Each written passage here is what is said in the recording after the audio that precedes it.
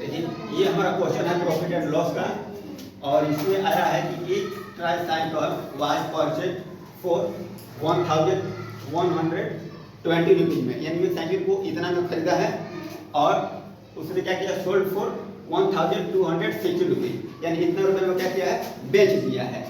तो find the gain, gain मतलब क्या हुआ, लाभ, एंड गेन परसेंट, यानी कि लाभ परसेंट भी बताना है। ठीक है, तो हम जानते हैं कि इतना में जब खरीदा है और इतना में बेच दिया है, तो हमें यहाँ पर ये देखना है कि हमको लाभ हुआ है या हानि हुआ है। तो हमको समझ में आ रहा है कि वो इतना में खरीदा है और इतना बेचे तो कितना लाभ हुआ। एक पहले हम निकालेंगे सीपी। सीपी का मतलब होता है कॉस्ट प्राइस। कॉस्ट प्राइस कितना है, 1120 रुपीज। ठीक है, और एसपी का मतलब होता है सेल्स प्राइस। सेल्स प्राइस मतलब कितना है उसका, तो सेल्स प्राइस कितना है भाई, तो ये 1260 रुपीज है, यानी 1120 रुपये में खरीदा, 1260 रुपये में बेच दिया। अच्छा ये बताओ कि 1120 रुपये में खरीदा और 1260 में बेच दिया, तो उसका लाभ हुआ या हानि, यानी गेन हुआ, प्रॉफिट हुआ। तो ठीक है, तो गेन कितना हुआ, गेन 0 इधर से करेंगे तो क्या आएगा हमारा 6 आएगा, और इधर करेंगे तो ये तो 10 हो गया, ये तो गलत घट रहा है ना। क्यों, क्योंकि हम जानते हैं कि छोटा में से कभी बड़ा घटेगा नहीं। तो हम यहाँ पर क्या करेंगे, एसपी माइनस सीपी, यानी कि एसपी कितना है हमारा, एसपी है 1260 और सीपी कितना है 1120।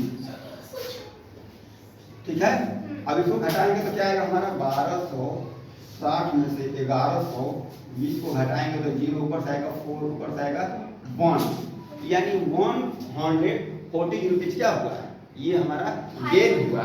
गेन यानी कि लाभ हुआ, गेन हो गया कितना 140 रुपये, ये हमारा गेन लाभ हुआ। जो कि 1120 रुपये में वो खरीद लिया और 1260 में बेच दिया, यानी कि उसको इतना फायदा हुआ, लाभ हो गया।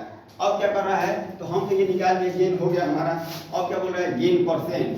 तो गेन परसेंट जब बोलेगा तो गेन परसेंट का एक फॉर्मूला होता है। गेन परसेंट का मतलब होता है गेन बटा सीपी मल्टीप्लाई 100।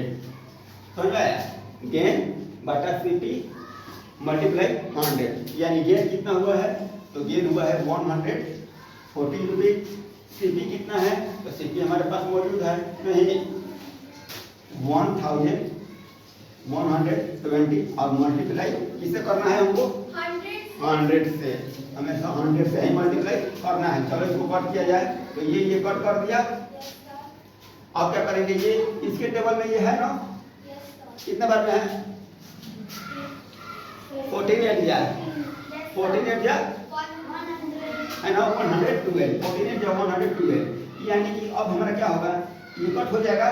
हो सकता है 4 के टेबल में ये है 2 बार में, 4 के टेबल में ये भी है, कितने बार में 25 बार में है ना, 25 बार में है ना, 25 बार में, यानी कि अब हमारा यहाँ से निकल के आ रहा है ऊपर से 25 और नीचे से आ रहा है 2।